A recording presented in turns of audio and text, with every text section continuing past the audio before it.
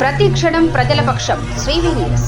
సాంఘిక సామాజిక విప్లవ పితామహుడు, దళిత బహుజనుల హక్కుల కోసం, మహిళల విద్య, కుల నిర్మూలన, స్వేచ్ఛ సమానత్వం కోసం నిరంతరం పోరాడిన మహాయోధుడు మహాత్మా జ్యోతిరావు పూలే 199వ జయంతి సందర్భంగా మండల కేంద్రం కపిలేశ్వరపురం గ్రామంలో జయంతి వేడుకలు ఘనంగా జరిగాయి. బీసీ సంఘ నాయకుల ఆధ్వర్యంలో స్థానిక బస్టాండ్ సెంటర్ వద్ద జ్యోతిరావు పూలే విగ్రహానికి ఘన నివాళులను అర్పించారు. గ్రామ పంచాయతీ కార్యాలయం వద్ద ప్రత్యేక అధికారి జె శ్రీనివాస్, కార్యదర్శి శివచక్రవర్తి, గ్రామ పెద్దలు పూలే చిత్రపటానికి పూలమాళ్లు వేసి నివాళులర్పించారు. అలాగే శ్రీ వివేకానంద కాన్వెంట్ వద్ద కాన్వెంట్ నిర్వాహకులు చెట్టూరి నాగేంద్ర ప్రసాద్, మహాత్మా జ్యోతిరావు పూలే, బిఆర్ అంబేద్కర్ చిత్రపటాలకు పూలమాళ్లు వేసి నివాళులను అర్పించారు. జాతిపిత, సంఘ సంస్కర్త, బడుగు బలహీన వర్గాల ఆశా జ్యోతి జ్యోతిరావు పూలే అని ఆయన చేసిన సేవలను కొనియాడారు. ఈ కార్యక్రమంలో బీసీ సంఘ నాయకులు జొత్తుగా మల్లికార్జునుడు, కట్ట మురళి, బీసీ సంఘ పెద్దలు, దళిత సంఘాల నాయకులు, కూటమి నాయకులు, గ్రామస్తులు తదితరులు పాల్గొన్నారు.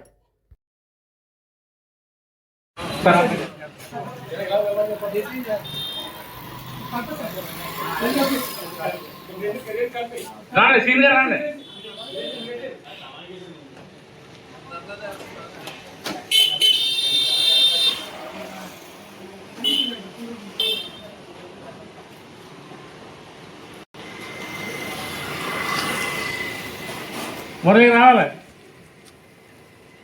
ఓకే సార్, అందరూ జగండి. మేము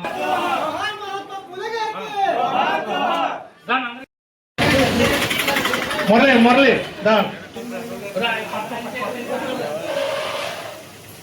సంపదరావు, అబ్రహీం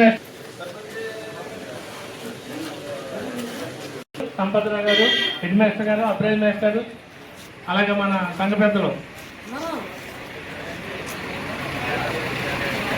మాధవరాజు, ఇంకోటి సీనియర్.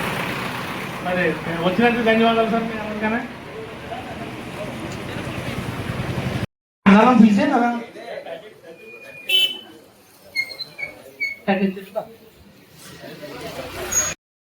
కారణమైనటువంటి మహానుభావులు పుట్టినరోజు మన 5వ తారీఖున మనం మాజీ సేవా సంఘ ఆధ్వర్యంలో ఘనంగా జగజ్జనరావు జయంతి జరుపుకున్నాం. మరి ఈరోజు గ్రామంలో బీసీ సంక్షేమ సంఘం ఆధ్వర్యంలో మహాత్మా జ్యోతిరావు పూలే మనం జయంతి జరుపుకుంటున్నాం. రేపు 14వ తారీఖున రాజ్యాంగ నిర్మాత, ప్రపంచ మేధావి డాక్టర్ బిఆర్ అంబేద్కర్ జయంత్యోత్సవాలు మన సోదరులు బాగా జరుపుతారు. కాబట్టి ఈ నెలలో మనందరం కూడా ఇటువంటి మహానుభావుల యొక్క త్యాగాలను గుర్తు చేసుకుంటూ సమాజానికి మంచి స్ఫూర్తి ఇవ్వాలి. మరి ఈరోజు ప్రధానమంత్రి గారు కూడా ఆంధ్రజ్యోతిలో కానీ ఈ నెలలో కానీ పెంచి ఆర్టికల్ రాశారు. ఆయన ఆ ఆర్టికల్లో కూడా ఈ సమాజంలో మొట్టమొదటి సంఘ సంస్కర్త ఎవరంటే మహాత్మా జ్యోతిరావు పూలే. మరి ఈయన చాలా పేద కుటుంబంలో పుట్టి ఎన్నో అవమానాలు ఎదుర్కొని ఆ రోజుల్లో కుల వ్యక్తులు ఎక్కువ ఉండేది. చదువు అంటే అగ్రవర్ణాలు తప్ప సూత్రులకు చదువు లేని రోజుల్లో చదువు యొక్క ప్రాముఖ్యత గురించి ఎంతో కష్టపడినా మరి మహిళలకి అప్పుడు చాలా చిన్నతనంలో పెళ్ళి అవి. ఈయనకు కూడా 13 సంవత్సరం పెళ్ళి ఉంది, భార్య 9వ సంవత్సరం, సావిత్రిబాయి పూలే. మరి వారు ఆయన అనుజాలలో భార్య కూడా చేసి ఎంతో కష్టపడి 1897లో ప్లేగు వ్యాధి వచ్చింది. ప్లేగు వ్యాధి వల్ల ఈ ప్రపంచంలో చాలా మంది చనిపోయారు. ఆవిడ కూడా ప్లేగు వ్యాధిగ్రస్తులకు సేవ చేస్తూ ఆ ప్లేగు వ్యాధి గురి ఆవిడ కూడా మరణించింది. ముఖ్యం ఒక మగవాడు చదువు కంటే ఆడవాళ్ళకి చదువు ఉన్న తెలుస్తుందంటే మరి స్త్రీలకు కూడా ప్రత్యేకంగా స్కూల్ పెట్టి భార్యకి మళ్ళీ స్కూల్ చదివిపించి ఆచారాలంటే మా జ్యోతిరావు పూలే యొక్క భార్య మరి సావిత్రిబాయి పూలే. ఇటువంటి మహానుభావుడి యొక్క విగ్రహం ఈ గ్రామంలో ఉన్న అన్ని బీసీ సంఘాలు కలిపి 11/4/2012 సంవత్సరంలో ఈ కపిలేశ్వరం గ్రామంలో ఉన్న అన్ని బీసీ విగ్రహం ఏర్పాటులో చాలా మంది పెద్దలందరూ సహకరించారు. వారందరికీ కూడా మరొకసారి ధన్యవాదాలు తెలియజేస్తున్నాం. సమాజంలో కొద్దిమందికి మాత్రమే స్వేచ్ఛా స్వాతంత్ర్యాలతో జీవించేటువంటి హక్కులు ఉన్నాయి. 90% ఉన్నటువంటి ప్రజానీకానికి ఈ దేశంలో అలాంటి హక్కులు ఆ రోజుల్లో లేవు. ఆ లేని సందర్భంలో ఈ సమాజం అందరి విజయం కోసం ఆ రోజుల్లో పోరాటం చేసినటువంటి మొదటి నాయకుడు పూలే గారు. అందుకని ఈ సమాజంలో ఉన్నటువంటి వాడు 18వ శతాబ్దంలో పూలే గారు కులంతో సంబంధం లేకుండా పూలే జయంత్యోత్సవాన్ని జరుపుకోవడం అనేది చాలా ప్రధానమైన అంశం. ఈ దేశంలో దుర్మార్గమైనటువంటి కులాలు కానీ సామాజిక ఉద్యమకారుడుగా సమాజ మార్పు కోసం పనిచేసిన వ్యక్తులుగా మనం మహనీయులుగా గుర్తించాల్సిన అవసరం చాలా ఉంది అనేటువంటి అంశాన్ని ఈ దృష్టిలో పెట్టాలని చెప్పి నేను ప్రయత్నం చేశాను. ఒక వ్యక్తి అనడానికి వీల్లేదు, ఒక కులం అనడానికి వీల్లేదు. అంటే కులం ప్రస్తావన చేసుకోవటం ఈ దేశంలో పొరపాటు అయినప్పటికీ మొదటి సామాజిక ఉద్యమకారుడిగా పూలే గారు ఉన్నారు. ఈ దేశంలో ముందుగా ఒక సామాజిక ఉద్యమాన్ని ప్రారంభించినటువంటి క్రీస్తు పూర్వం గౌతమ బుద్ధుడున్నాడు.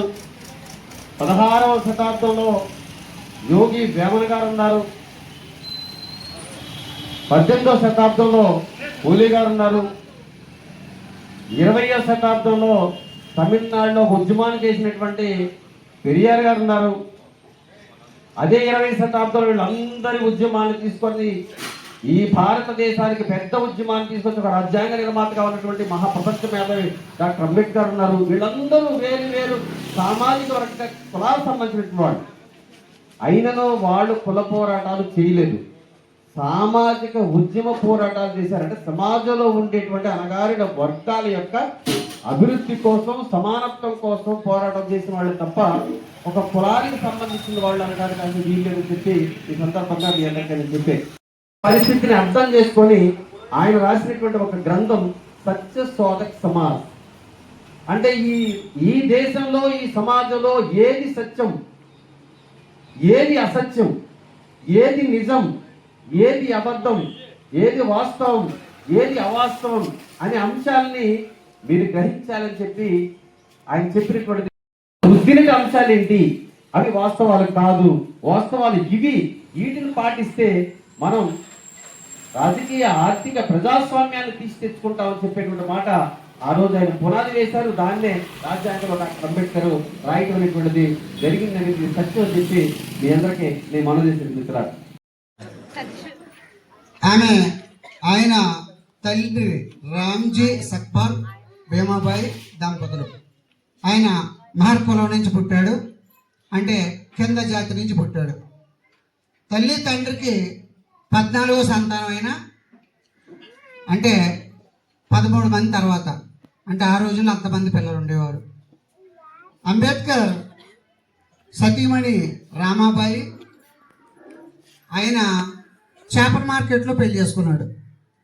అంటే మన చేపల మార్కెట్ ఉంది కదండి ఇక్కడ, ఆ చేపల మార్కెట్లో పెళ్లి చేసుకున్నాడు. మరి అంటే ఆయనకి ఒక హాల్ పెళ్లి చేసుకోవడానికి హాల్ కూడా ఇవ్వడానికి ఇష్టపడలేదు ఎవరు కూడా.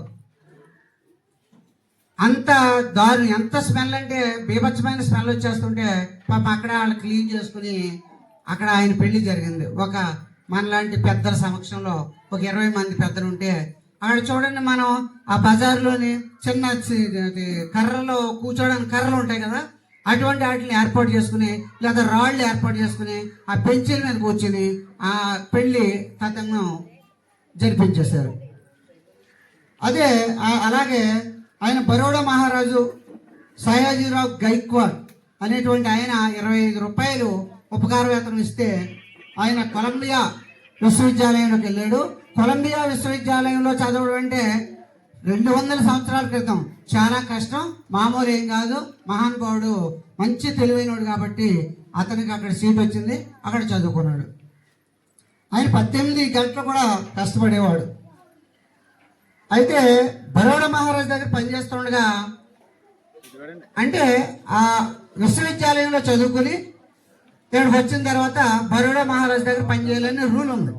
అంటే మరి ఉపకార వేతనం ఇచ్చాడు కదా, అందుకని ఆ రూల్ ప్రకారం ఈయన దగ్గర పనిచేస్తుండగా మంచినీళ్ళు తాగడానికి ఇటువంటి ఒక బిందులో మంచినీళ్ళు తాగడానికి వెళ్ళాడు ఆయన.